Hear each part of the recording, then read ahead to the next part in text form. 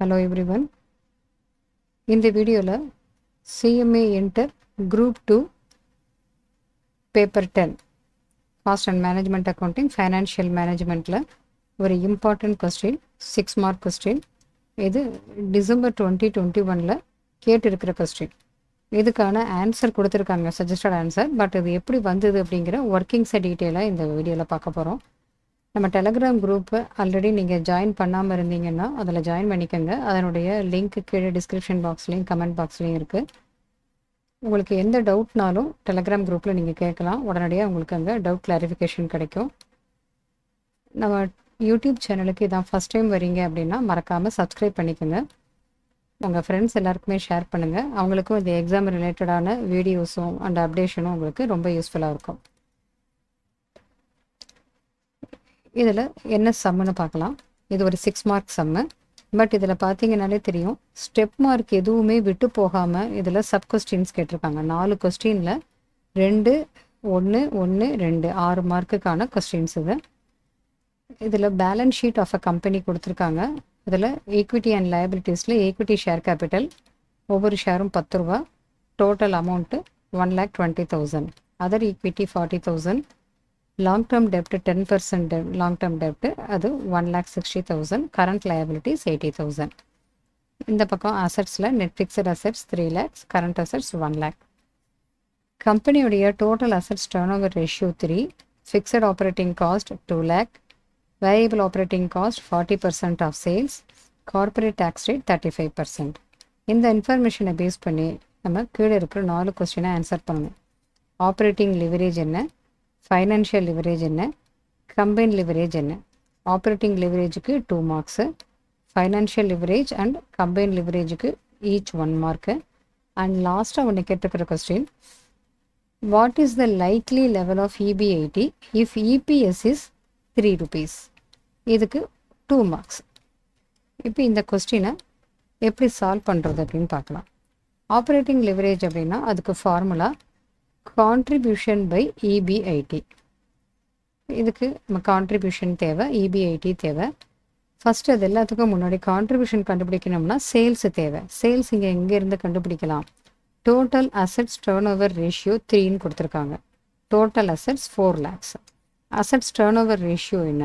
Total assets turnover ratio அப்படின்னா sales by total assets, sales by total assets is equal to 3.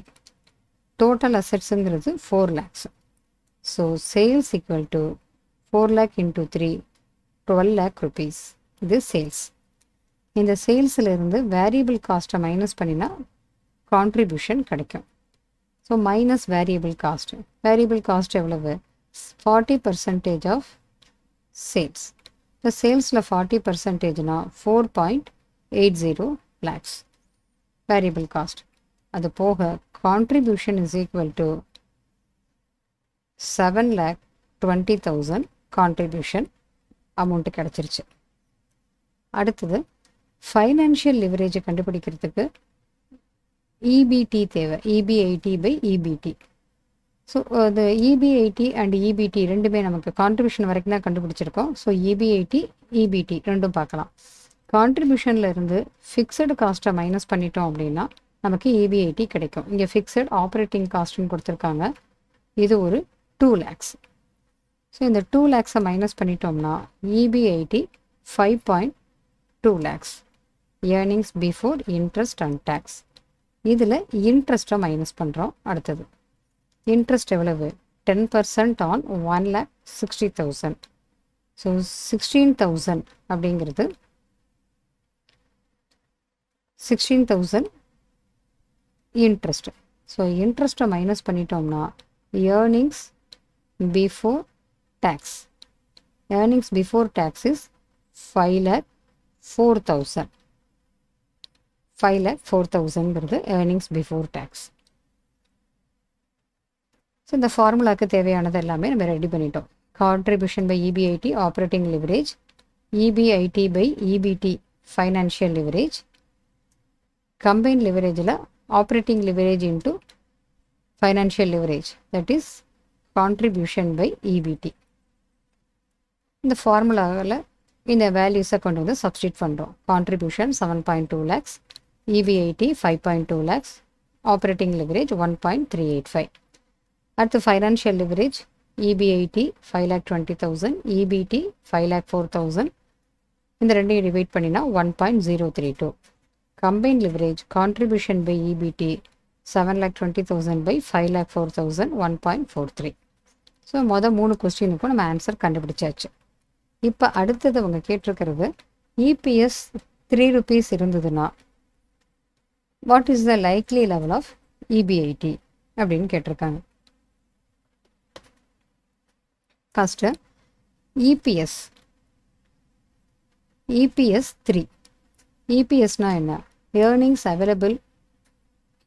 available for equity shareholders divided by number of equity shares. அதான் earnings per share. So earnings available for equity shareholders divided by number of shares. அதுதான் earnings per share. சரி, இது ஒரு ஷேருக்கு earnings per shareனா அது 3 rupees. இப்போ total earnings for total number of shares எவ்வளவு shares இருக்குது? 1,20,000 divided by 10. இப்போ 12,000 ஷேர்ஸ் இருக்குது. இப்போ 12,000 ஷேர்ஸுக்கு ஒரு ரூபாய்க்கு 3 ரூபாய், ஒரு ஷேருக்கு 3 ரூபாய் அப்படின்னா total earnings available for equity shareholders. இங்கே earnings available for equity shareholders அப்படிங்கிறது 36,000 rupees. 12,000 shares into 3 rupees per share, earnings per share.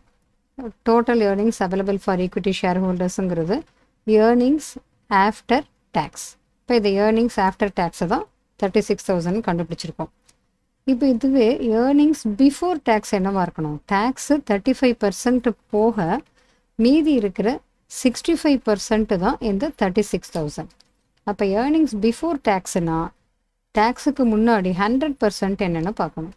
அப்போ 36,000 டிவைடட் பை 65% போட்டோம்னா நமக்கு ஏர்னிங்ஸ் பிஃபோர் டேக்ஸு கிடைக்கும்.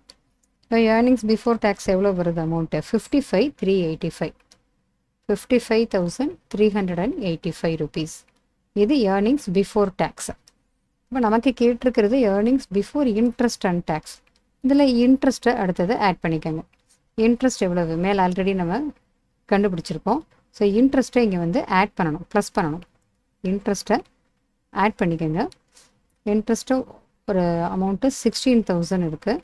இன்ட்ரெஸ்ட்டு 16,000 ஆட் பண்ணிட்டோம்னா ஆன்சர் 71,385. இதுதான் earnings before interest and tax. இந்த answer நமக்கு வந்துருச்சு.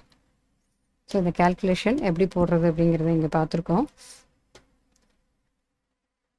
6 மார்க்கில் ஒவ்வொரு கொஸ்டினுக்குமே சப் கொஸ்டின் எல்லாத்துக்குமே ஸ்டெப் மார்க் விட்டு போகாத மாதிரி தான் கொஸ்டின்ஸ் எல்லாமே இங்கே செட் பண்ணியிருக்காங்க. ஒவ்வொரு கொஸ்டினுக்கும் கரெக்டான ஆன்சரை நம்ம அடுத்தடுத்து ஸ்டெப் பை ஸ்டெப்பாக கேல்குலேஷன் போட்டுட்டோம்னா ரொம்ப ஈஸியாக நம்ம கண்டுபிடிக்க முடியும். இந்த ஒர்க்கிங்ஸ் உங்களுக்கு நல்லா புரிஞ்சிருக்குன்னு நினைக்கிறேன். வேறு ஏதாவது உங்களுக்கு டவுட் இருந்தால், வேறு ஏதாவது வீடியோ நீங்கள் எதிர்பார்க்குறீங்க அப்படின்னா அதையும் கமெண்ட்டில் சொல்லுங்கள். அடுத்து ஒரு வீடியோவில் நம்ம மீட் பண்ணலாம்.